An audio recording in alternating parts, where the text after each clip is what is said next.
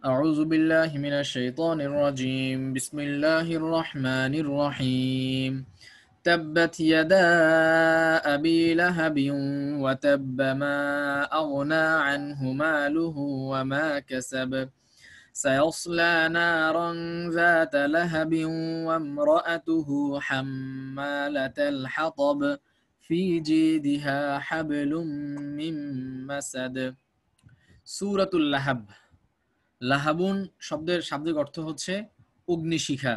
আগুনের যে লেলিহান শিখা, সেই লেলিহান শিখাকে বলা হয় লাহাব।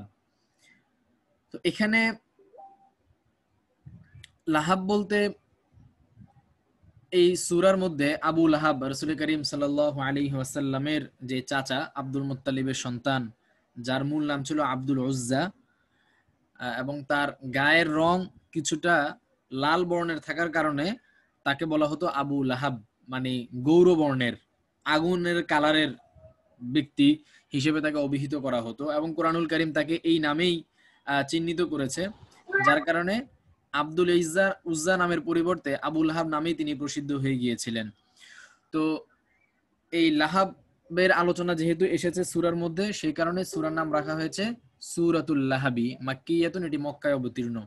তো এই সূরাটি অবতীর্ণ হওয়ার পিছনে একটা প্রেক্ষাপট আছে। রাসূল করিম সাল্লাল্লাহু আলাইহি ওয়াসাল্লামের উপর যখন একটা আয়াত নাজিল হলো, ওয়া আনজির আশিরাতাকাল আকরাবিন, আপনি আপনার আত্মীয় স্বজন যারা, তাদেরকে আপনি সতর্ক করুন, তখন তিনি সাফা পাহাড়ে উঠে এই কুরাইশের যারা ছিল, বনু আব্দে মানাফ, তারপরে বনু হাশেমের যারা ছিল, এদেরকে তিনি ডাক দিলেন। তো আরবদের একটা রীতি ছিল যে যদি কখনো শত্রু আক্রমণ করত কোনো জনপদে, তখন তারা উঁচু কোনো পাহাড়ের উপরে উঠে সবাইকে জোরে জোরে ডাক দিত। তো তিনিও পাহাড়ের উপরে উঠে যখন সবাইকে ডাকা শুরু করলেন, তো সবাই ভাবলো যে মনে হয় কোনো বিপদ এসেছে, সেজন্য মোহাম্মদ আমাদেরকে এভাবে ডাকছে। তো সবাই একত্রিত হয়েছে, হওয়ার পরে আল্লাহ রাসূল সাল্লাল্লাহু আলাইহি ওয়াসাল্লাম তাদেরকে দ্বীনের দাওয়াত দিলেন, তাওহীদের দাওয়াত দিলেন, শিরক ছেড়ে দেওয়ার কথা বললেন। তো এগুলো শোনার পর আবু লাহাব খুব রাগান্বিত হয়ে আল্লাহ রসুলকে বললেন, আলিহাযা জামাআতানা, হ্যাঁ, তাব্বান লাক, তাব্বান লাক, তোমার ধ্বংস হোক, আলিহাযা জামাআতানা, এর কারণেই কি তুমি আমাদেরকে এখানে সমবেত করেছো? তো এই যে সে ক্রোধান্বিত হয়ে আল্লাহ রসুলের জন্য এইভাবে একটা বদদোয়া করেছে, একটা কটূক্তি করেছে যে তাব্বান লাক, তাব্বুন শব্দের অর্থ হচ্ছে ধ্বংস, তো তাব্বান লাক মানে তোমার ধ্বংস হোক। এই পরিপ্রেক্ষিতে পরবর্তীতে এই সূরাতুল লাহাব অবতীর্ণ হয়। বিসমিল্লাহির রহমানির রহিম। তাব্বাত, তাব্বা ইয়াতিব্বু, এটা দরবা ইয়াদরিবু গ্রুপের একটা ক্রিয়া। তাব্বাত, এটা তাবাবা ইয়াতবিবু, তাব্বা, হ্যাঁ, তা বা বা, এই দুটো হচ্ছে ক্রিয়ামূল। তো তিনটা থাকবে, তো ক্রিয়ামূল ফা আইন লাম, এই ওজনে এই প্যাটার্নে তিনটা ক্রিয়ামূল থাকতে হবে। তো এখানে তিনটা ক্রিয়ামূল হলো বা মাদ্দা বা রুট হলো তা বা বা। তো আমরা এর আগে বলেছিলাম যে যদি এক জাতীয় দুই শব্দ যদি পাশাপাশি আসে, তাহলে একটাকে আরেকটার মধ্যে ইদগাম করে দেওয়া হয়। তো তাবাবা থেকে এখন হয়ে গেল তাব্বা, তাবাবা থেকে তাব্বা, তাব্বা মানে ধ্বংস হওয়া। তো তাব্বাত, ধ্বংস হোক, এটা মুআন্নাসের সিগা, ফাআলাত ওজনে তাবাবাত ছিল, সেখান থেকে বাকে বার মধ্যে ইদগাম করার কারণে এখন হয়ে গেল তাব্বাত। তো তাব্বাত, এটা মানে মুআন্নাসের একটা শব্দ। তাব্বা হলো মুজাক্কারের, আর তাব্বাত হলো মুআন্নাসের। যেমন ফাআলা মুজাক্কার, ফাআলাত মুআন্নাস। এরপরে ইয়াদা আবি লাহাবিন, আবু লাহাবের দুই হাত। ইয়াদুন শব্দের অর্থ হচ্ছে হাত, আর ইয়াদানি, ইয়ার পরে আমরা জানি যে আনি, আলিফ নুনকে বৃদ্ধি করে দিলে, আনিকে বৃদ্ধি করে দিলে তাসনিয়া বা দ্বিবচন হয়ে যায়। তাহলে ইয়াদুন এক হাত, ইয়াদানি দুই হাত ছিল। তো মুদফ মুদফ ইলাইহির আলোচনায় আমরা পড়েছিলাম, তাসনিয়ার আলোচনায় আমরা পড়েছিলাম যে অনেক সময় এই দ্বিবচনের শব্দ কখনো যদি মুদফ হয়, তাহলে শেষের যে নুনটা আছে এই নুনটা বিলুপ্ত হয়ে যায়। ইয়াদা নি, এই যে নুনটা, এই নুনটা বিলুপ্ত হয়ে যায়। তো এখানে ইয়াদুন থেকে ইয়াদানি, দুইটি হাত, দ্বিবচনের শব্দ যেটা ছিল, এটা আবু লাহাবের দিকে মুদফ হয়েছে, আবু লাহাবের দুই হাত। এই আবু লাহাবের দিকে মুদফ হওয়ার কারণে, সম্বন্ধিত হওয়ার কারণে নুনটা বিলুপ্ত হয়ে গিয়েছে।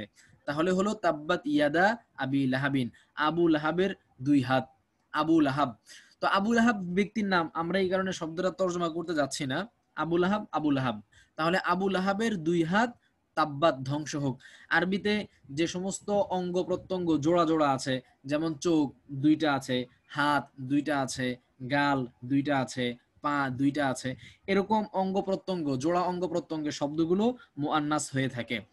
তো সেই হিসেবে তাব্বাত এখানে মুআন্নাস ফাইল বা ক্রিয়াটাকে মুআন্নাস হিসেবে আনা হয়েছে, স্ত্রীবাচক শব্দে আনা হয়েছে। তাহলে তাব ধ্বংস হোক ইয়াদা আবি লাহাবিন, আবু লাহাবের দুই হাত, ওয়া এবং তাব্বা সেও ধ্বংস হোক, সেও ধ্বংস হোক। এখানে একটা জিনিস খেয়াল করেন যে আমরা এখানে দেখতে পাচ্ছি শব্দটা হচ্ছে ফেলে মাদি। তাব্বাত শব্দের তর্জমা করা দরকার ছিল যে আবু লাহাবের দুই হাত ধ্বংস হয়েছে। ওয়াতাব্বা মানে সে ধ্বংস হয়েছে, মানে এটার অর্থটা ফেলে মাদি বা অতীত ক্রিয়া দিয়ে আমাদের তর্জমাটা করার কথা, কিন্তু আমরা এটার তর্জমা করছি বদদোয়া হিসেবে। কারণ হচ্ছে আরবি ভাষায় যদি কারোর জন্য দোয়া করতে হয় বা বদদোয়া করতে হয়, তাহলে এই অতীতকালের যে ক্রিয়া আছে, অতীতকালের ক্রিয়া দিয়েই দোয়াটা করতে হয়। যেমন আমরা বলি কি যে রহিমাহুল্লাহ, রহিমা মানে দয়া করা, রহিমা ইয়ারহামু, সামিআ ইয়াসমাউ গ্রুপের একটা ক্রিয়া এটা, আর রহমাতু ক্রিয়ামূল বা মাজদার, সেখান থেকে রহিমা ইয়ারহামু, রহিমা সে দয়া করেছে, ইয়ারহামু সে দয়া করবে। তো রহিমা, তাহলে রহিমাহু, রহিমাহুল্লাহু তর্জমা হওয়া দরকার ছিল আল্লাহ তাকে দয়া করেছেন, রহিমাহুল্লাহু আল্লাহ তাকে দয়া করেছেন। কিন্তু এই তর্জমা না করে আমরা কিন্তু এটার অর্থ কি করি, রহিমাহুল্লাহ মানে আল্লাহ তাকে দয়া করুন, আল্লাহ তাকে দয়া করুন। এমনি ভাবে হাফিজাহুল্লাহ, হাফিজা মানে হেফাজত করা, তাহলে হাফিজাহুল্লাহ অর্থ হওয়া দরকার ছিল আল্লাহ তাকে হেফাজত করেছেন।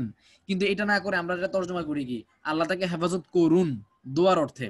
তো আসলে মূলত মূল বিষয় হচ্ছে যে আরবিতে যদি দোয়া কিংবা বদদোয়া, যেটা আমরা বলি প্রার্থনা সূচক যে বিষয়টা, ওই প্রার্থনা সূচক বাক্য গঠন করার জন্য এটাকে ফেলে মাদি ব্যবহার করা হয়। বাকি বাক্যের ব্যবহার দেখে বুঝে নিতে হয় যে শব্দটা মানে অতীতকালের অর্থ জন্য ব্যবহার করা হয়নি, বরং এটা দোয়া বা বদদোয়া মানে প্রার্থনার অর্থে ব্যবহার করা হয়েছে। তো এখানেও প্রার্থনার অর্থে ব্যবহার করা হয়েছে, এটা অভিসম্পাত, এটা দোয়ার অর্থে, যে তাব বদদোয়ার অর্থে তাব্বাত ইয়াদা আবি লাহাব, আবু লাহাবের দুই হাত ধ্বংস হোক, ওয়া তাব্বা ওয়া এবং তাব্বা সে নিজেও ধ্বংস হোক। মা আগনা আনহু মালুহু ওয়া মা কাসাব, মা আগনা, মা আগনা, আগনা ইউগনি এটা ইফআল গ্রুপের একটা ক্রিয়া, আগনা ইউগনি এটা আফআলা ইউফইলু, এই প্যাটার্নে আগনায়া ইউগনিয়ু ছিল। তো আমরা এটা বারবারই আমাদের সামনে এই নিয়মটা আসে যে ইয়া যদি হরকত বিশিষ্ট হয় এবং তার আগের হরফে যদি জবর হয়, তাহলে ওই ইয়াটা আলিফে রূপান্তরিত হয়ে যায়। তাহলে আগনায়া থেকে এখন ইয়াটা আলিফে রূপান্তরিত হলে শব্দটা হয়ে গেল আগনা। তাহলে শব্দটা ছিল আফআলা ইউফইলু, ইফআল থেকে আফআলা ইউফইলু, এই প্যাটার্নে আগনায়া ইউগনিয়ু, পরে ওই যে নিয়মে বিবর্তন হয়ে শব্দটা হয়ে গেল আগনা ইউগনি। তো আগনা ইউগনি শব্দের অর্থ হচ্ছে কাজে না আসা, উপকার লাভ না করা, অথবা অমুখাপেক্ষী হওয়া, ধনী হওয়া ইত্যাদি। আচ্ছা, যেমন কোরআনের একটা আয়াতের মধ্যে এসেছে যে ওয়া আনকিহুল আয়ামা মিনকুম ওয়াস-সালিহিনা মিন ইবাদিকুম ওয়া ইমাইকুম ইয়াকুনু ফুকারা ইউগনিহিমুল্লাহ। আল্লাহ তাআলা বলেছেন যে যারা অবিবাহিত আছে তাদেরকে বিয়ে করিয়ে দাও, তাহলে যদি দরিদ্র হয়ে থাকে, তাদের যদি আর্থিক কোনো সমস্যা থাকে, তাহলে ইউগনিহিমুল্লাহ আল্লাহ তাদেরকে ধনী বানিয়ে দিবেন। এই যে ইউগনি, আগানা ইউগনি ফাইলে মুদারি, আগানার ফাইলে মুদারি ইউগনি। আরবিতে গনিয়ুন শব্দের অর্থ হচ্ছে ধনী। আমরা অনেক সময় ব্যক্তির নাম রাখি গনি, আব্দুল গনি বা গনি সাহেব, অনেকের নাম থাকে গনি। তো এই গনি মানে হচ্ছে গানিয়ুন শব্দটা, এটার অর্থ হচ্ছে ধনী, গানিয়ুন ধনী। তো এই গয়ন নুন ইয়া এই ক্রিয়ামূল থেকে যখন এটাকে বাবুল ইফআলে নিয়ে আসা হয়, ইফআল গ্রুপে নিয়ে আসা হয় আগনা ইউগনি, তখন এর অর্থ হয় কাউকে ধনী বানিয়ে দেওয়া। তো একটা মানুষ যখন ধনী হয় তখন সে অমুখাপেক্ষী হয়ে যায়, অন্যের প্রতি তাকে মুখাপেক্ষী থাকতে হয় না। এই কারণে আগনা শব্দটা অমুখাপেক্ষী হওয়ার অর্থেও আসে। তারপরে আগনা শব্দটা মানে কাজে আসা, কাজে লাগা এই অর্থেও আসে। এখানে কাজে না লাগা অর্থে আমরা ব্যবহার করব মা আগনা, মা এটা নেগেটিভ করার জন্য আনা হয়েছে, না সূচক করার জন্য। তা মা আগনা আনহু, আনহু মানে মা আগনা উপকারে আসেনি, আনহু তার থেকে, তার থেকে মানে মানে এই যে হু মানে হলো আবুল আহাব, আবুল আহাবের থেকে কোনো উপকারে আসেনি মানে আবুল আহাবের কোনো উপকারে আসেনি। এখানে আর আনের বাংলা তর্জমা উঠবে না। মা আগনা আনহু মানে তার উপকারে আসেনি বা তার কাজে আসেনি। কি কাজে আসেনি? মানে মা লুহু তার সম্পদ, ওয়ামা কাসাবা, ওয়া এবং মা যা, কাসাবা সে উপার্জন করেছে। কাসাবা ইয়াকসিবু, দরবা ইয়াদরিবু গ্রুপের একটা ক্রিয়া, কাসাবা ইয়াকসিবু, কাসাবা মানে সে উপার্জন করেছে, আল কাসবু মানে উপার্জন করা, আল কাসবু। তো এখানে দেখেন আরবিতে যে মাটা, এই আরবিতে মাটা কয়েক অর্থে ব্যবহার হয়। যেমন আমরা মা আগনা আনহু, এখানে যে মাটা দেখছি, মা আগনা শুরুতে যে মাটা, এই মাটা হচ্ছে নিষেধ সূচক মা, মানে ফেলে মাদি শুরুতে এসে এটা ফেলে মাদিকে না সূচক অর্থে রূপান্তরিত করলো। হ্যাঁ, আগনা অর্থ ছিল উপকার করেছে, আর মা আগনা মানে উপকার করেনি, অর্থকে পজিটিভ থেকে নেগেটিভে রূপান্তরিত করলো। এই মাটাকে বলা হয় মা নাফিয়া, মানে যেই মাটা না সূচক অর্থ প্রদান করে। আর ওয়ামা কাসাব, আর এখানে যে ওয়ামা কাসাব, এই মাটা আবার না সূচক মা না, এই মাটা হলো, এটাকে আরবিতে বলা হয় ইসমুল মাউসুল, মানে এই মা হচ্ছে যা অর্থ দেয়, যা, এটা বস্তুর জন্য ব্যবহার করা হয়, যে রিলেটিভ প্রোনাউন। হ্যাঁ, এটা মা কাসাবা, যা কাসাবা সে উপার্জন করেছে। তো এটা বাক্যের অর্থ, মানে বাক্যের দিকে লক্ষ্য করলে বুঝে আসে যে কোন মাটা নিষেধ সূচক মা, কোন মাটা হচ্ছে যে সম্বন্ধবাচক শব্দ। হ্যাঁ, এটা দেখলেই বুঝে আসে। তো মা আগানা আনহু, তাকে উপকার করেনি বা তার কাজে আসেনি, মা লুহু তার সম্পদ, ওয়া এবং মা যা, কাসাবা সে উপার্জন করেছে, এগুলো তার কোনোই কাজে আসেনি। সায়াসলা নারান যাতা লাহাব, সায়াসলা কারণ কি উপকারে আসেনি, সা অচিরেই। এই যে একটা জিনিস মনে রাখবেন, যে ফেলে মুদরি যেটা আছে, ফেলে মুদরি শুরুতে অনেক সময় সিন অথবা সাউফা যুক্ত হয়, সিন অথবা সাউফা যুক্ত হয়। তো সিন যদি যুক্ত হয়,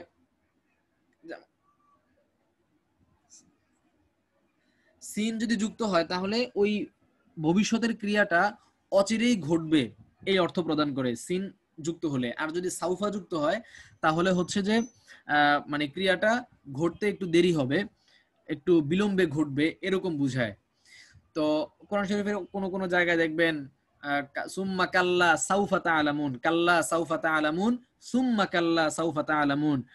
এই যে আয়াতের মধ্যে যে সাউফা আসলো, যে সুম্মা কাল্লা সাউফা তাআলামুন, এই যে সাউফা অচিরেই তাআলামুন তোমরা জানবে, তো এইখানে এই সাউফাটা আসলে এটা একটু বিলম্বিত হওয়া বোঝায়, আর সিন আসলে ভবিষ্যতের কাজটা খুব দ্রুতই ঘটবে, এরকম অর্থ প্রদান করে।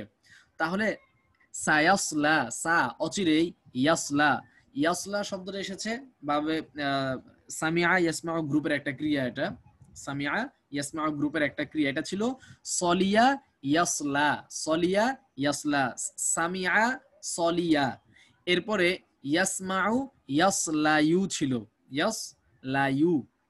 তো আমরা ওই যে নিয়ম পড়েছিলাম, ইয়া মধ্যে যদি হারাকাত থাকে এবং তার আগের হরফে যদি জবর থাকে তাহলে সেই ইয়াটা আলিফে রূপান্তরিত হয়। তাহলে ইয়াস লা ইউ থেকে ইয়াস লা হয়ে গেল, সলিয়া ইয়াস লায়ু, সামিআ ইয়াসমাউ, এই একই প্যাটার্নে ছিল। পরে ইয়াস লায়ু থেকে ইয়াস লা হয়ে গেল। তো সলিয়া ইয়াসলা শব্দের অর্থ হচ্ছে আগুনে দগ্ধ হওয়া অথবা আগুনে প্রবেশ করা, আগুনের ভেতর ঢুকে পড়া। তাহলে সায়াসলা সে অচিরেই প্রবেশ করবে, নারন আগুনের মধ্যে, আগুনে, নারন এটা মাফউল হওয়ার কারণে তার মধ্যে নসব নামক পরিবর্তন ঘটেছে। নারুন মানে আগুন, মানে জাহান্নাম, অচিরেই সে জাহান্নামে যাবে, জাহান্নামে প্রবেশ করবে, সায়াসলা নারন। এখন আগুনটা কেমন, এই আগুনের সিফাত বলা হচ্ছে জাত লাহাবিন। এই নারুন শব্দটা হচ্ছে মুআন্নাস সামাই, মানে এটা শ্রুত মুআন্নাস, এটার মধ্যে মুআন্নাসের কোনো আলামত নাই, কিন্তু আরবরা ব্যবহার করে মুআন্নাস হিসেবে, তাই আমরা এটাকে মুআন্নাস বলি। তো এই নারন হচ্ছে তার, নারন শব্দটা মাউসুফ, তার সিফাত হচ্ছে জাত লাহাবিন। এই জাত শব্দের ব্যাখ্যাও আমরা এর আগে কোন একটা দার্সে করেছিলাম, সম্ভবত সূরা যে সাব্বিহ ইসমা রাব্বিকাল আলা, এই সূরার মধ্যে। জাত শব্দটা হলো জুর বহুবচন, আজকে আবারও বলি তাহলে আপনাদের মনে থাকবে। জাত শব্দটা হলো জুর বহুবচন, জু মানে হচ্ছে ওয়ালা, জু শব্দটা আরবিতে ওয়ালা অর্থে ব্যবহার হয় এবং এটি সবসময় মুদফ হয়ে ব্যবহার হয়। যেমন জুল মালি, মালওয়ালা, সম্পদওয়ালা, জুল বাইতি মানে বাড়িওয়ালা, তারপরে কুয়াতুন মানে শক্তি, সেখান থেকে জুল কুয়াতি শক্তির, শক্তিওয়ালা মানে শক্তিশালী, শক্তির মালিক। হ্যাঁ, তারপরে এভাবে জু শব্দটা ওয়ালা অর্থে ব্যবহার করার জন্য আসে, এটা মুজাক্কার একটা শব্দ। আর যদি এটাকে আমরা মুআন্নাস বানাই তাহলে জুর মুআন্নাস হলো জাত, জাতা লাহাবিন। তো এখানে মুআন্নাস এসেছে কারণ হচ্ছে নারুন শব্দটা মুআন্নাস, এই কারণে তার সিফাত জাতা লাহাবিন। লাহাব শব্দের অর্থ আমরা বলেছিলাম যে লাহাব শব্দের অর্থ হচ্ছে অগ্নিস্ফুলিঙ্গ, আগুনের শিখা, আগুনের শিখা। তার মানে আগুনটা এমন আগুন, নরমাল কোনো আগুন না, আগুনটা এমন আগুন যে আগুনটা হলো জাতা লাহাবিন, মানে অগ্নি শিখা বিশিষ্ট, মানে লেলিহান শিখা বিশিষ্ট আগুনের মধ্যে অচিরেই সে প্রবেশ করবে। সায়াসলা, সা অচিরেই, ইয়াসলা সে প্রবেশ করবে, নারন আগুনের মধ্যে, এমন আগুন জাতা লাহাবিন যেটা আগুন মানে শিখাওয়ালা, লেলিহান শিখাওয়ালা আগুন, এমন আগুনের মধ্যে সে প্রবেশ করবে। তো এটা এই জাত আলাহাবিন, এটা মুদাফ মুদাফ ইলাইহি হয়ে নারুনের সিফাত হচ্ছে। আর নারুন যেহেতু মুআন্নাস, এই কারণে জাত লাহাবিন তার সিফাতটাও এই মুআন্নাস হিসেবে আসলো, জুনা এসে জাত এসেছে, জাতা লাহাবিন। তো নারন এটা মাফউল হওয়ার কারণে তার মধ্যে নসব নামক পরিবর্তন ঘটেছে দুই জবরের মাধ্যমে।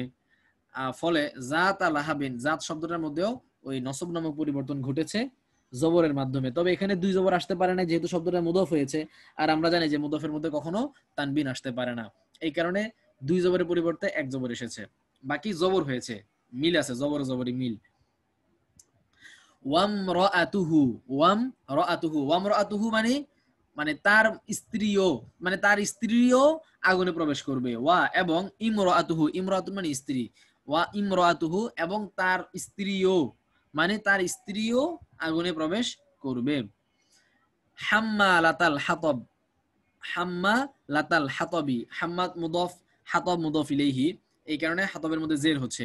আর হাম্মার শব্দটার মধ্যে জবর হওয়ার কারণ হলো এটা হচ্ছে যে এটাকে আরবিতে বলা হয় মানসুবুন আলা জাম্মি, মানসুবুন আলা জাম্মি, মানে কোন জিনিসের নিন্দা করার পরিপ্রেক্ষিতে তার মধ্যে নসব নামক পরিবর্তন দেওয়া হয়। অর্থাৎ মানে এখানে শব্দটা আসলে এরকম যে ইমরাতুহু এবং তার স্ত্রীও, এখন তার স্ত্রীকে তার পরিচয় দেওয়া হচ্ছে যে হাম্মালাতাল হাতব, এর আগে দিয়ে একটা আনি, একটা ক্রিয়াকে উজ্জ মানা হয়। আনি মানে হচ্ছে অর্থাৎ, মানে আমি বুঝাচ্ছি, ইমরাতুহু তার স্ত্রীও, তার স্ত্রী মানে কে, তো তার স্ত্রী দ্বারা আমি বুঝাতে চাচ্ছি হাম্মালাতাল হাতব। হাম্মালাতুন শব্দের অর্থ হচ্ছে বহনকারী, হাম্মালা অর্থ হচ্ছে বহনকারী, হাম্মালুন পুরুষ বহনকারী, হাম্মালাতুন স্ত্রী বহনকারী। আর আল হাতব, হাতব শব্দের অর্থ হচ্ছে কাষ্ঠখণ্ড, শুকনা কাঠ, শুকনা লাকড়ি, লাকড়ি শুকনা লাকড়ি বা শুকনা কাঠ। তাহলে হাম্মালাতাল হাতব মানে শুষ্ক লাকড়ি বহনকারী মহিলা, হাম্মালাতুল হাতাবি শুকনো লাকড়ি বহনকারিনী, শুকনো লাকড়ি বহনকারিনী। তো ইমরাতুহু বলে পরবর্তীতে বুঝাতে চাচ্ছে যে আমি ইমরাতুন বলে বুঝাতে চাচ্ছি হাম্মালাতাল হাতাবি, মানে শুকনো কাষ্ঠ বহনকারিনী মহিলাকে বুঝাতে চাচ্ছি। তো এখানে কেমন যেন এর শুরুতে একটা আনি ফেল লুকায়িত আছে, সেই আনি ফেলের মাফউল হওয়ার কারণে এই হাম্মালাতুনের মধ্যে নসব নামক পরিবর্তন হচ্ছে। মানে ইমরাতুন বলে মানে তার ওয়াইফ, হ্যাঁ, আই মিন হাম্মালাতাল হাতব, এরকম হচ্ছে আর কি ব্যাপারটা, যে তার স্ত্রী, অর্থাৎ আমি বুঝাতে চাচ্ছি এই কাষ্ঠ বা লাকড়ি বহনকারিনী মহিলা। তো এখানে এটা বলে মূলত তার স্ত্রীকে এই বিষয়টাকে আরো বেশি ক্লিয়ার করে দেওয়া হলো। তো এখানে লাকড়ি বহনকারী বলে কি বোঝানো হচ্ছে এই সূরার মধ্যে, এটা নিয়ে দুইটা ব্যাখ্যা আছে মুফাসসিরিনদের মধ্যে। একটা ব্যাখ্যা হচ্ছে যেটা হচ্ছে যে আরবি ভাষায় পরনিন্দাকারীকে, যে পিছনে পিছনে মানুষের নিন্দা করে, তাকে বলা হয় কাষ্ঠ বহনকারী, শুকনা কাঠ বা শুকনা লাকড়ি বহনকারী। কারণ একটা মানুষ যখন শুকনা লাকড়ি বহন করে, তখন শুকনা লাকড়ি সে সংগ্রহ করে আগুন প্রজ্বলিত করার জন্য। তো এরকম ভাবে যারা পরনিন্দা করে, পিছন থেকে মানুষের নিন্দা করে, এরাও কেমন যেন হচ্ছে যে ওই নিন্দা করে ওই ব্যক্তির মূলত ক্ষতি করার চেষ্টা করে। তাহলে কেমন যেন এই ব্যক্তি নিন্দা করে ওই ব্যক্তির মানে পিছনে পিছনে, ওই ব্যক্তির পিছনে কেমন যেন সে মানে আগুন, ওই ব্যক্তি স্বাভাবিকভাবে যেরকম বনে থেকে বিভিন্ন শুকনা কাঠ সংগ্রহ করে আগুন জ্বালায়, এই ব্যক্তিও কেমন যেন তার পিছনে নিন্দা করে করে তার ক্ষতি করতে চাচ্ছে। এই ধরনের একটা মিল মিল দিয়ে এই পিছনে নিন্দাকারীকে আরবিতে হাম্মালাতুল হাতাব বলা হয়, কাষ্ঠখণ্ড বহনকারী। তো যেহেতু আবু লাহাবের স্ত্রী আল্লাহ রাসূল সাল্লাল্লাহু আলাইহি সাল্লামের প্রচুর নিন্দা করত, সাহাবায়ে কেরামের নিন্দা করত, ইসলামের বদনাম করত, এই কারণে রূপক অর্থে তাকে হাম্মালাতুল হাতাব বলা হয়েছে। এটা গেল একটা ব্যাখ্যা। আর আরেকটা ব্যাখ্যা যেটা ইবনে জারির তাবারি সহ আর অনেকে গ্রহণ করেছেন, সেটা হচ্ছে যে এই মহিলা আবু লাহাবের যে স্ত্রী, তার নাম ছিল উম্মে জামিল, উম্মে জামিল। এই মহিলা বন থেকে বিভিন্ন কাটা গাছ সংগ্রহ করে আনতো, বিভিন্ন কাটা যুক্ত বিভিন্ন লাকড়ি এগুলো সংগ্রহ করে আনতো। আল্লাহ রসুল সাল্লাল্লাহু আলাইহি ওয়াসাল্লাম যে রাস্তা দিয়ে চলাচল করতেন সেই রাস্তায় বিছিয়ে রাখতো আল্লাহ রসুলকে কষ্ট দেওয়ার জন্য। তো এই অর্থ যদি আমরা ধরি তাহলে হাম্মা লাতাল হাতব শব্দটা রূপক অর্থে নয় বরং বাস্তব অর্থে ব্যবহার হচ্ছে। হাম্মা লাতাল হাতবি মানে কাষ্ঠখণ্ড বা লাকড়ি বহনকারিনী। তো এই কাষ্ঠখণ্ড বা লাকড়ি বহনকারী যে মহিলা সেও হচ্ছে এই লেলিহান শিখাময় আগুনের মধ্যে অচিরেই প্রবেশ করবে। ফি জি দিহা হাবলুম মিম মাসাদ, ফি মধ্যে, জিদুন শব্দের অর্থ হচ্ছে গলার হাড্ডি, গলাকে বলা হয় জিদুন। তাহলে ফি জি দিহা তার গলার মধ্যে থাকবে, জিদুন মানে গলা, তাহলে ফি মধ্যে, জি দিহা তার গলার মধ্যে, ফি জি দিহা তার গলার মধ্যে থাকবে, কি থাকবে, হাবলুন রশি, হাবলুন মানে রশি। যেমন কোরআনের অন্য আরেকটা আয়াতের মধ্যে এসেছে ওয়াতাসিমু বিহাবিলিল্লাহ, তোমরা আল্লাহর রশিকে আঁকড়ে ধরো, জামিআ সকলে মিলে। তো এই হাবলুন মানে হচ্ছে রশি। তো ফি জি দিহা তার গলায় থাকবে হাবলুন রশি। এই রশিটা কিসের তৈরি, মিন মাসাদিন, মিন থেকে, মাসাদুন শব্দের অর্থ হচ্ছে পাকানো বস্তু, যেটা হচ্ছে ওই যে খেজুরের ছাল দিয়ে যে পাকানো হয়। আমাদের দেশে তো খেজুর গাছ থেকে বানানো হয় না, আমাদের দেশে ওই যে নারিকেলের যেই ইয়া থাকে ওইটা দিয়ে হচ্ছে রশি পাকানো হয়, রশি বানানো হয়। তো আরব দেশে যেহেতু খেজুর গাছের প্রচলন, তারা এই যে খেজুরের পাতার বা খেজুর গাছের যে আঁশ ওইটা দিয়ে ওটাকে পাকায়া তারা সুতা বানাইতো, যে সুতাগুলো অনেক ধারালো হতো, খসখসে। হ্যাঁ, তো এটাকে বলা হয় মাসাদ, পাকানো সুতা। এই পাকানো সুতা, তাহলে হাবলুন মিন মাসাদ শব্দের একসঙ্গে তর্জমা হবে পাকানো সুতা। হাবলুন সুতা, এমন সুতা, মিন মাসাদিন যেটা পাকানো রশি থেকে তৈরি। মানে হাবলুন এমন রশি যেটা মিন মাসাদ, ওই যে পাকানো সুতা থেকে তৈরি। পাকানো সুতা একটাকে আরেকটার সঙ্গে জোড়া দিয়া পরে এটাকে একটা মোটা রশিতে রূপান্তরিত করা হয়, মোটা রশিতে বানানো হয়। তাহলে হাবলুন এমন রশি, মিন মাসাদিন যেটা পাকানো সুতা থেকে তৈরি, পাকানো সুতা থেকে তৈরিকৃত রশি, মানে একসঙ্গে আমরা বলতে পারি পাকানো সুতা। তাহলে ফিজি দিহা হাবলুন মিন মাসাদিন মানে তার গলার মধ্যে থাকবে পাকানো রশি। এর কারণ হলো যে এই যে উম্মে জামিল আবুল আহাবের যে স্ত্রী, সে হচ্ছে তার গলার মধ্যে সে একটা স্বর্ণের মানে একটা হার পরিধান করত, এবং সে খুব গর্ব করে বলতো যে এই হারটা বিক্রি করে এর মূল্য সে মুসলমানদের বিরুদ্ধে, আল্লাহ রসুল সাল্লাল্লাহু আলাইহি ওয়াসাল্লামের বিরুদ্ধে খরচ করবে। মুসলমানদেরকে পরাজিত করার জন্য বা আল্লাহ রসুলকে কষ্ট দেওয়ার জন্য আল্লাহ রসুলের বিরুদ্ধে এটা বিক্রি করে এটার সম্পদকে সে খরচ করবে, এই ধরনের গর্ব করে সেই সমস্ত কথা বলতো। ফলে শাস্তি স্বরূপ বলা হয়েছে যে কাল কিয়ামতের ময়দানে পরকালে তার গলার মধ্যে, যে গলার মধ্যে এখন স্বর্ণের চেইন লাগানো আছে, সেখানে হাবলুন মিন মাসাদিন এই পাকানো সুতার দড়ি তার গলার মধ্যে থাকবে, যেটা অনেক খসখসে হবে, যেটার কারণে সে অনেক কষ্ট পেতে থাকবে। হ্যাঁ, এছাড়াও কেউ কেউ বলেছেন হাবলুন মিন মাসাদ মানে হচ্ছে যে লোহার বেড়ি, লোহার দিয়ে তৈরি সুতা দড়ি তার গলার মধ্যে পেঁচানো থাকবে এই দুনিয়াতে এই অহংকার করার কারণে। আচ্ছা যাক, আলহামদুলিল্লাহ আমরা সূরা লাহাব পড়া শেষ করলাম। সূরা লাহাবটাও আশা করি আপনারা বুঝতে পেরেছেন। এই সূরা লাহাব বুঝার ক্ষেত্রে আপনাদের কোনো অস্পষ্টতা আছে কিনা আমাকে থাকলে জিজ্ঞাসা করতে পারেন, বা এই পড়া সংক্রান্ত কোনো বিষয় থাকলে প্রশ্ন করতে পারেন। হ্যালো, আইন্দাকুম আসসালামু সুআল? আলাইকুম ওস্তাদ। হ্যাঁ, ওয়ালাইকুম আসসালাম ওয়া রাহমাতুল্লাহ। একটা প্রশ্ন আছে, সেটা হচ্ছে এই শেষ আয়াতে যে ফি আছে, এই ফি মানে তো মধ্যে। মধ্যে, জি। তো আমি যদি আমার মধ্যে বলতে চাই তখন তাহলে সেই ফি আরবিতে এর হ্যাঁ মানে বানানটা কি হবে? ফিয়া হবে, ফিয়া মানে ফির পরে ওই ইয়া যুক্ত হবে, তো ওই দুই ইয়া একত্রিত হইলে একটা মধ্যে ঈদগাম হয়ে যাবে। হ্যাঁ, তখন উচ্চারণ হবে এটার ফিয়া। ফিয়া। আর যদি ফিয়া বা বাজের বি, এই বি মানে হচ্ছে দ্বারা, এটা এটা থেকে যদি আমি আমার দ্বারা হয় হ্যাঁ, তাহলে তাহলে কি শুধু বি হবে, বি এটা টান দিয়ে হবে বি? বি। আচ্ছা, বি আজের বি। জি, বি। আচ্ছা, ঠিক আছে। আচ্ছা, আর কারো কোনো প্রশ্ন? আসসালামু আলাইকুম উস্তাদ। ওয়ালাইকুম আসসালাম ওয়া রাহমাতুল্লাহ। উস্তাদ, এখানে যে বললেন যে আবুল হাবের স্ত্রী রাসূলুল্লাহ সাল্লাল্লাহু আলাইহি সাল্লামের যাওয়ার পথে কাঁটা বিছিয়ে রাখতেন, তো আমরা এরকম একটা ঘটনা জানি একজন বুড়ি মহিলা এরকম কাঁটা বিছিয়ে রাখতেন, এই দুই মহিলা কি একই? দুই মহিলা একই কিনা এটা আমি আসলে শিওর না, মানে যে ওই মহিলা আর ওই মহিলা একই কিনা এটা আমি নিশ্চিত না, মনে হয় না এক, সম্ভবত ভিন্ন ভিন্ন। কারণ ওই মহিলার ব্যাপারে তো আল্লাহ রাসূল সাল্লাল্লাহু আলাইহি সাল্লামের সহানুভূতি প্রকাশ পাওয়ার এরকম ঘটনাও পাওয়া যায়। তো এটা আমি আসলে নিশ্চিত না। তবে যতটুকু মনে হচ্ছে যে দুইটা এক ঘটনা না, দুইটা ভিন্ন ভিন্ন ঘটনা এবং দুই মহিলা ভিন্ন মহিলা।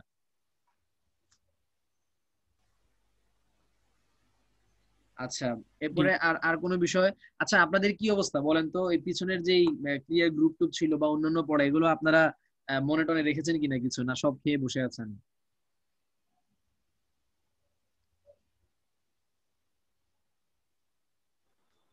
না হ্যাঁ? উস্তাদ, প্রথম দিকের লেকচার গুলো আলহামদুলিল্লাহ মানে ওইটা মনে আছে, বাট আমার আমার পার্সোনালি যেটা প্রবলেম হচ্ছে যে ক্রিয়ার গ্রুপটাতে এসে ক্রিয়ার বর্তমান and, ভবিষ্যতের যে ক্রিয়াটা আছে এটাতে একটু আমি মানে মোটামুটি ক্লিয়ার না, মানে মোটামুটিও ক্লিয়ার না, বাট অতীত মানে ক্রিয়াটা আপনার মোটামুটি মানে ক্লিয়ার হ্যাঁ, মানে আপনার আলহামদুলিল্লাহ। আর অস্পষ্টতাটা কোন জায়গার মধ্যে? আপনি যদি একটু আমাকে খুলে বলতেন তাহলে আমি আপনাকে হয়তো আর একটু মানে ক্লিয়ারলি বলতে পারতাম, মানে ক্লিয়ার যে না, এই অস্পষ্ট হওয়ার জায়গাটা কি?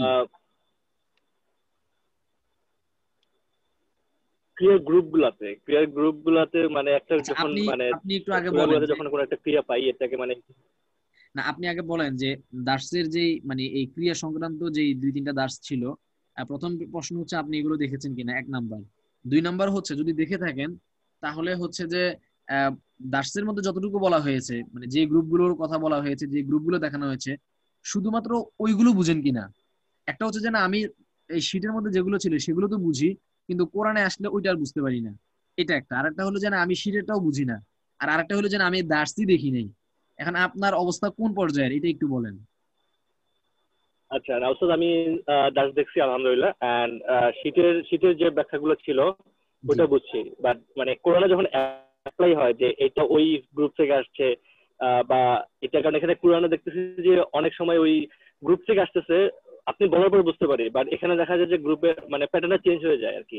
তো আপনি আবার হ্যাঁ বলেন হ্যাঁ, যে এটা প্যাটার্নটা এইভাবে আসলে হয়ে বিষয়টা আসছে। হচ্ছে কি, আমি আগে মানে ওইটা বলেছিলাম যে এখানে যে গ্রুপগুলো আছে, আমরা যেই মানে আমরা শীটের মধ্যে এবং দার্সের মধ্যে যেই গ্রুপের যে বিষয়গুলো পড়েছিলাম, সেগুলো ছিল সহির শব্দ, যেগুলো সহি মানে যেগুলোর মধ্যে কোনো হারফুল ইল্লত নাই, কোনো বিবর্তন আসে নাই সেগুলো।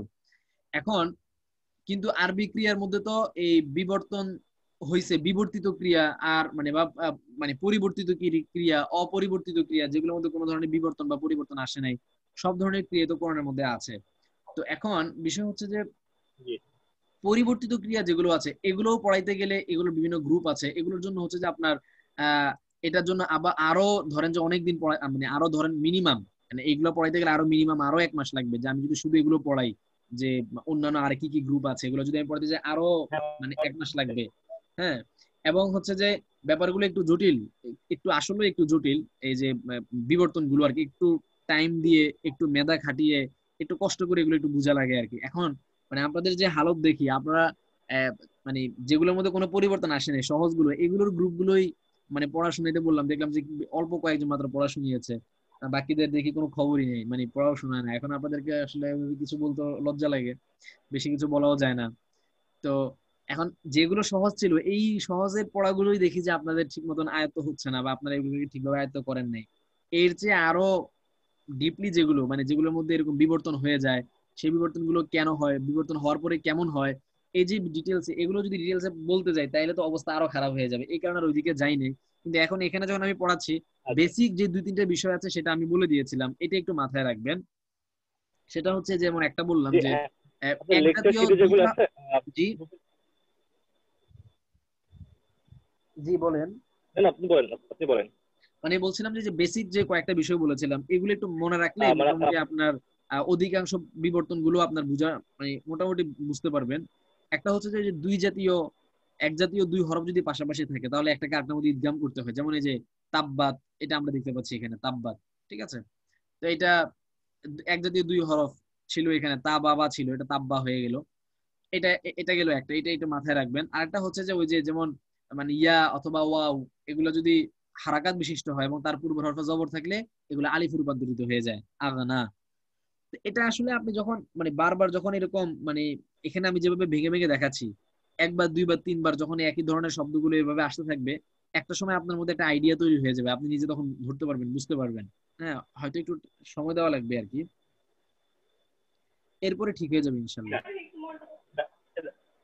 জি জি আলহামদুলিল্লাহ। এভাবে গ্রুপের যে নামগুলা, হ্যাঁ গ্রুপের নামগুলো আলহামদুলিল্লাহ, মানে গ্রুপের যে নাম 6টা এবং 4টা যে বলছিলেন যে বেসিক যেগুলা, এগুলো আলহামদুলিল্লাহ মুখস্থ আছে। বাট মানে ওই যে এই যে যেটা বললেন যে হ্যাঁ আসলে এটা কমপ্লেক্স, আর ওই টার্মটা বা ওই মেধাটা দেওয়ার মতো এটা নাই। বাট এছাড়া আপনার মানে লেকচারের মধ্যে যেটা বলছেন ওটা ক্লিয়ার আলহামদুলিল্লাহ।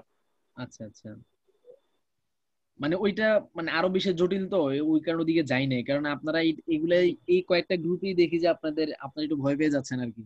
তো এখন এই আরো ভিতরের দিকে যদি চলে যাই যে বিবর্তন গুলো কিভাবে হয়, হ্যাঁ, কারণ এখানে বিবর্তন গুলো হচ্ছে যে বিবর্তন গুলো আবার কয়েক ধরনের হয়। হ্যাঁ, বিবর্তন গুলোও কয়েক ধরনের হয়, হ্যাঁ এই যে কোরআনে দেখতেছি কারণ এই যে হারফুল ইল্লত আবার যে ছিল, এছাড়া ঠিক আছে। হারফুল ইল্লত যে ছিল আলিফ ওয়া ইয়া, এই আলিফ ওয়া ইয়াটা এই মানে রুটের মধ্যে তো 3টা হরফ থাকে, তো 3টার মধ্যে এটা আহ, এই মানে হারফুল ইল্লত যেটা, এটা প্রথম হরফ হইতে পারে, মধ্যকাল শব্দ হইতে পারে, শেষ হরফে হইতে পারে। তো মধ্য শব্দের মধ্যে আসলে একরকম বিবর্তন হয়, শেষ হরফে আসলে আরেক রকম বিবর্তন হয়। যেমন ধরেন যে কলা, কলা যেমন ধরেন যে বা ইয়াবিউ, বা এটা ছিল বায়া ইয়াবিউ, দরবা ইয়াদরিবু থেকে বায়া ইয়াবিউ। তো এটা ধরেন আমি একটু লিখে দেখাই, এটার ধরেন যে মধ্য কালিমাটা, এটার মধ্য কালিমাটা ছিল এক ধরনের, এটা মধ্য কালিমার এটার মধ্যে হরফুল ইল্লতটা হলো মধ্য কালিমার মধ্যে এসেছে, যার ফলে এটার বিবর্তনটা এক রকমের হয়েছে।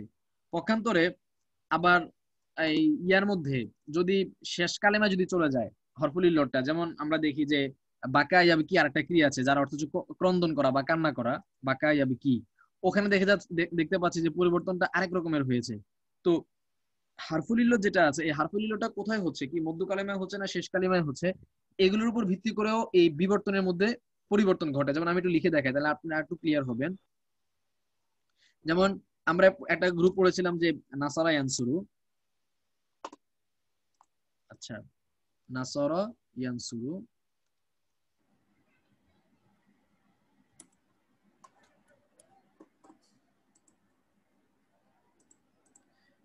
বিবর্তনের বিষয়গুলো এখন আপনাদেরকে আসলে শুনে শুনে শুনতে শুনতে যতটুকু হয় আর কি আপনাদের ওইভাবেই করা লাগবে।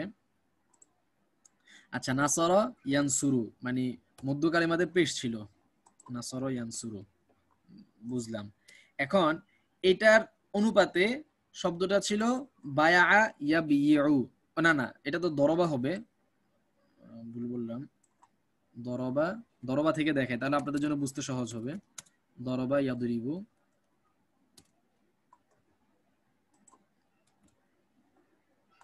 আচ্ছা দরবা ইয়াদরিবু।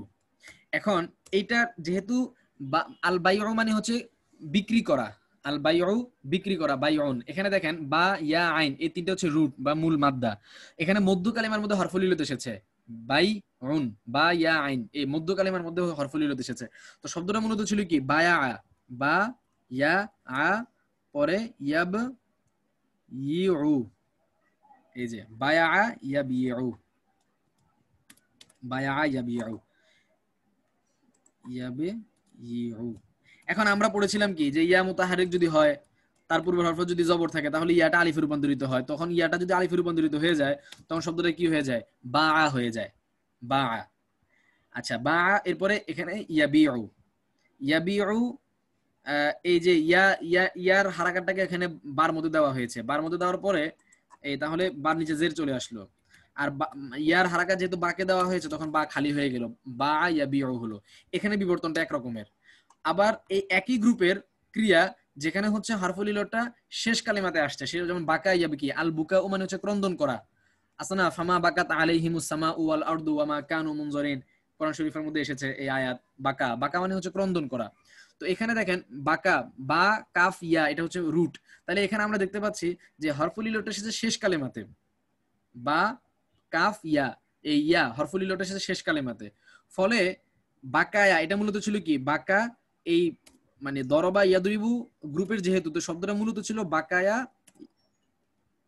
বাকায়া ইয়াব কিউ, এই যে বাকায়া ছিল, বাকায়া ইয়াবি কিউ, বাকায়া। তো বাকায়া থেকে এখন যেহেতু ইয়ার মধ্যে ইয়া মুতাহারিক, ইয়ার মধ্যে হরকত, তার পূর্ব অক্ষরে জবর, এই কারণে ইয়াটা আলিফ হয়ে গেল বাকা। আর এটা ছিল কি ইয়াবিকিউ, ইয়াবিকিউ, ইয়াবিকিউ ছিল। এখন এখানে যেটা করা হয়েছে যে শেষের যেই পেশটা, এই পেশটাকে সরিয়ে দেওয়া, কারণ ইয়ার উপরে পেশ আসলে এই পেশটাকে ফেলে দেওয়া হয়, কারণ ইয়ার উপরে পেশ পড়াটা আরবদের জন্য একটু কঠিন। এই কারণে তারা সহজ করার জন্য এই যে বিবর্তনগুলো যে করা হয়, বিবর্তনগুলো করা হয় মূলত শব্দের উচ্চারণকে সহজ করার জন্য। বাকা ইয়াবিকি ইউ মানে ইয়াবিকি জের নিচের দিকে, সেখান থেকে সরাসরি আবার ইয়ার মধ্যে একেবারে উপরে চলে যাওয়াটা উচ্চারণে তাদের জন্য কষ্ট হয়, এই কারণে তারা এই ইয়ার উপরে পেশ আসলে এটাকে ফেলে দেয়। তাহলে যখন আমরা ইয়ার পেশকে ফেলে দিলাম তখন এটা কি হয়ে গেল, ইয়াবিকি হয়ে গেল, বাকা ইয়াবিকি। এখন ঘটনা হলো যে দেখেন বা ইয়াবিউ এটাও দরবা ইয়াদরিবু গ্রুপের, বাকা ইয়াবিকি এটাও দরবা ইয়াদরিবু গ্রুপের, কিন্তু দেখেন বিবর্তন কিন্তু দুই জায়গার মধ্যে দুই রকমের। বা ইয়াবিউর মধ্যে এক রকমের বিবর্তন, বাকা ইয়াবিকির মধ্যে আরেক রকমের বিবর্তন। তো এরকম এখন এই হারফুল ইলতটা কি শুরুর কালেমে আসছে না মধ্য কালেমে আসছে না শেষ কালেমে আসছে, এগুলোর উপর ভিত্তি করেও এই বিবর্তনের নিয়মগুলো চেঞ্জ হয়, বিভিন্ন রকমের হয়। অনেক সময় দেখা যায় যে মানে হারফুল ইলতটাই পাশাপাশি হয়, তখন হচ্ছে যে আরো অন্যান্য নিয়ম আছে, অন্যান্য আরো বিভিন্ন রকমের নিয়ম হয়। তো এই ব্যাপারগুলো একটু অনেক জটিল, এগুলো পড়তে গেলে আরো অনেক লম্বা সময়, এত সংক্ষিপ্ত সময় এগুলো আসলে বোঝাটা খুবই টাফ এবং এটা আসলে সম্ভব না। এগুলোর জন্য হচ্ছে যে আপনাকে আরো অনেক লম্বা সময় দিতে হবে, কিন্তু আমাদের যেহেতু 4 মাসের ছিল সেজন্য বেসিক যে ব্যাপারটা আপনাদেরকে বলা দরকার ছিল মানে ওই বেসিক ব্যাপারগুলোকে বুঝিয়ে দেওয়া হয়েছে, আর এত বেশি ভিতরে আমরা নিয়ে যাই নাই। তবে যতটুকু দেখানো হয়েছে এগুলো থেকে আশা করি আপনারা একটা মোটামুটি একটা আইডিয়া পাচ্ছেন যে ব্যাপারগুলো আসলে কেমন হয়, কিভাবে হয়, এই একটা ধারণা পাচ্ছেন। আমি ইনশাল্লাহ সূরা নাস শেষ করার পরে ওই আপনাদেরকে ডিকশনারি ব্যবহারটাও দেখাবো, যে ডিকশনারি থেকে আমরা কিভাবে শব্দ বের করতে পারি, সেই বিষয়টা আমরা দেখাবো। তো তখন আশা করি আপনারা নিজেরাও ডিকশনারি ঘেটে অনেক শব্দ নিজেরাই বের করতে পারবেন ইনশাল্লাহ। জি ইনশাআল্লাহ। আর ওস্তাদ আমাদেরকে বলছিলেন যে আমাদের শেষের দিকে আমাদেরকে ভোকাবুলারি কিছু শীট দিবেন কোরআনের মানে অধিক ব্যবহারের যেগুলা। আচ্ছা আচ্ছা আচ্ছা, ওটা কি পাবো? আচ্ছা হ্যাঁ, এটা ইনশাআল্লাহ দিয়ে দিব। এটা আছে আমার কাছে, আমার আসলে ওই মনে থাকে না আর কি, ইনশাআল্লাহ এটা দিয়ে দিব আপনাদেরকে। জি ওস্তাদ, এটা হলে আমাদের জন্য খুব ভালো হবে, বিকজ মানে কোরআনে যেগুলো আসছে ওগুলা তো, আর যদি একটু কষ্ট করে যদি পারবেন যে কোন কোন শব্দগুলোতে বিবর্তন হয় বা কিরকম হয়েছে, যদি এটা খুব কঠিন না হয় আর কি দিলে বেটার হয় আর কি। আর যদি মনে করেন যে এটা বেশি কমপ্লেক্স তাহলে শুধু জাস্ট ভোকাবুলারি দিলেই হবে। এটা আসলে এটা দেখতেই তো পাচ্ছেন যে ব্যাপারটা আসলেও জটিল, মানে পড়াইতে চাইলে তো পড়ানো যায়, কিন্তু সহজ জিনিসগুলোই নিতে আপনাদের কষ্ট হয়ে যাচ্ছে আর কি, সেজন্য হচ্ছে এইগুলা